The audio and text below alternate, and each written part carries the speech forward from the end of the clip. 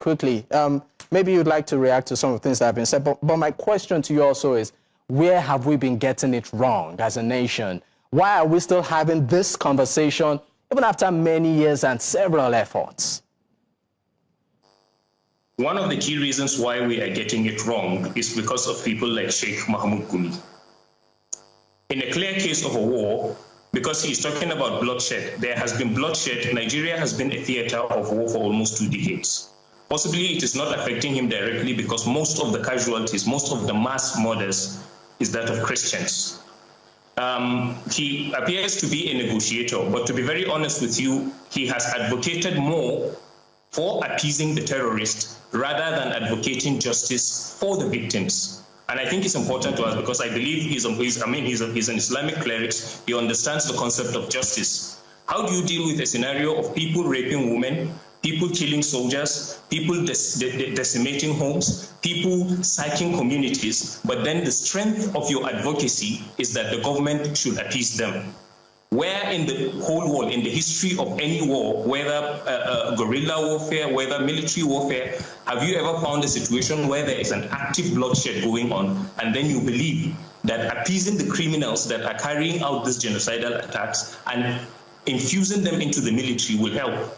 From the very beginning, when the notion of amnesty, de-radicalization, and integration began, we have never seen a scenario where these repentant terrorists, as they call them repentant, have ever led people to their camps and they were decimated. They have been growing exponentially. They have been acquiring more arms. So that is basically the problem we are having. We are getting it wrong simply because we have managed to create a false narrative. An example is we have managed to compartmentalize terrorism or these Islamist activities to look as if it is only Boko Haram that is doing it. The reason is because the rest of the terrorist groups that are jihadist in nature have been forged into different names. For instance, he's talking about two fighting. There is no two fighting anywhere. It is important also, we would love it if you are able to have an example of one Christian militia that is operational in either Sokoto or any of the Muslim dominant state that have been raping women and killing people, then we can understand that. And at least the Muslims will equally lend their voice and say, okay, whatever it is the Americans are claiming that the Christians are suffering from, we are also suffering from it. And since it is all about eradicating terrorism, then good, come and eradicate them. But I think the problem is not just because there are foot soldiers who are killing people. It is because there are people who are sympathetic to the jihadist cause, there are people who are sponsoring them, and the involvement of any foreign nation in a scenario where there is a genocide does not end with the foot soldiers. It traces those who are sympathetic to their cause, whether because of political or religious or ideological beliefs. It equally traces those who sponsor them. And I think that is primarily where the problem lies in Nigeria.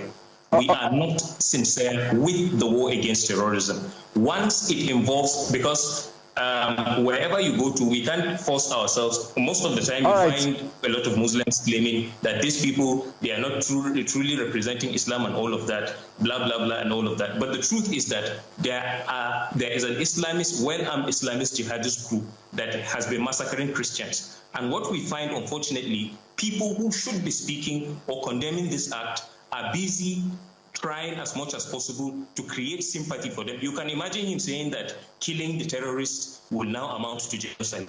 Then what will you tell the people that have been burying there? For instance, just of late in Yelewata, over 250 people were killed. But he describes that not as a genocide. He says two fighting, even though we don't know of... All right, Zariyi, Yusuf. I mean, we are really trying to manage time, and I know you have a lot to say. But let me bring the conversation back to Sheik Gumi. Sheik Gumi,